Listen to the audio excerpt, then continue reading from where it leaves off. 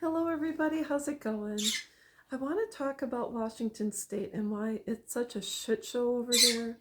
And I'm not just referring to the Somalia daycare centers. I want to talk about something that is even more heinous than what anyone could ever imagine. I'm going to talk about my experience and the truth about the individual who raped me while I was serving an active duty in the U.S. Army. This is an individual that was in my unit at the HHC 9th Cavalry Brigade. He was not a medic. I don't know what his MOS was. And so therefore we were in the same barracks for our unit, despite the fact that he lived off post because he had a girlfriend and a son as well.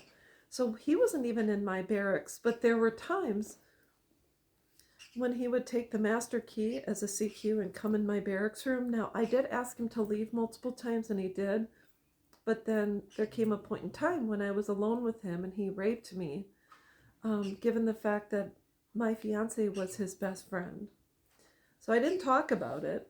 Subsequent to me, he went on to rape another woman as a civilian. He raped, sodomized, and threatened to kill her. She promised not to tell, so he left. Subsequently, she called the police. He lied and said she invited him in.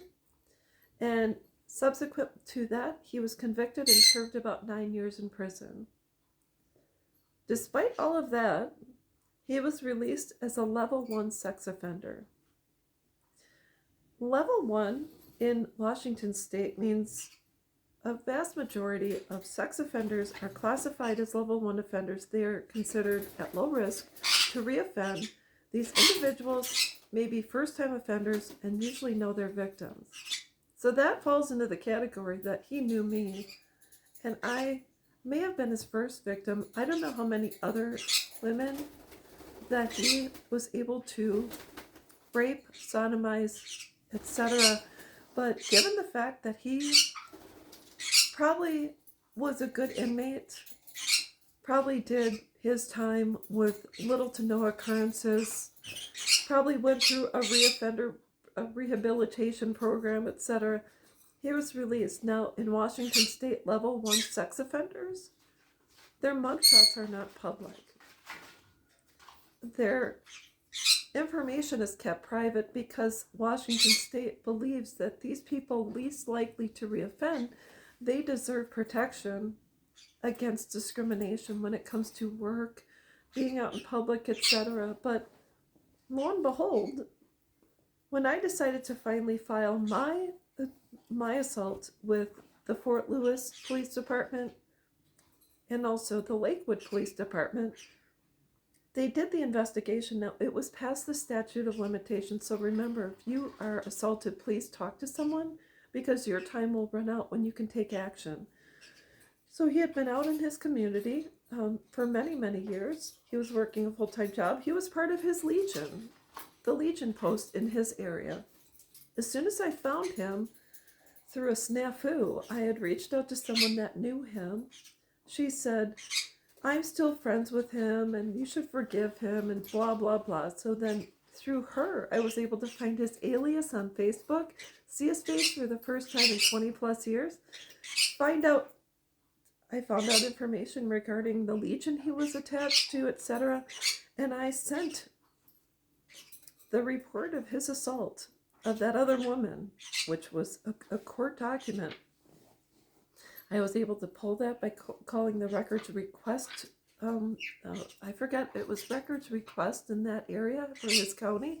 So I called the records request. I think it was like $1 a page. I got the whole report regarding his assault. I sent that to his Legion. I contacted them to let them know that not only had he assaulted her, he had assaulted me too, and I was filing with the police department in that area. So lo and behold, it was the first time that he had been outed. He was asked to leave his position at the Legion. People found out about it. There was repercussions. Finally faced him in court when he served a notice of harassment against me.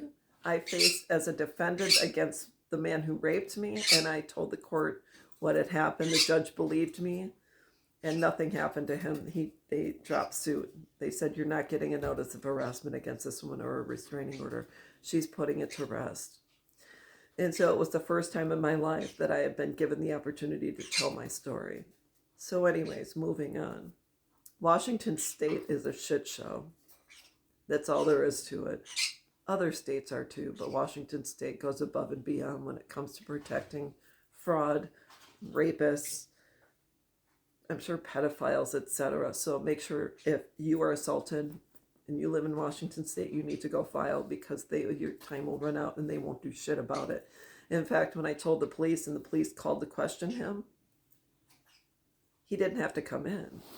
Why? Because mine happened so many years ago. They said, we can ask him to come in, but because it's past the statutes, he doesn't have to. So instead of him coming in for an interview, he said no and said, talk to my lawyer, and they couldn't do anything about it. So anyways, I did take action. I did see him in court in a roundabout way, but know that Washington State, oh, I would never live there.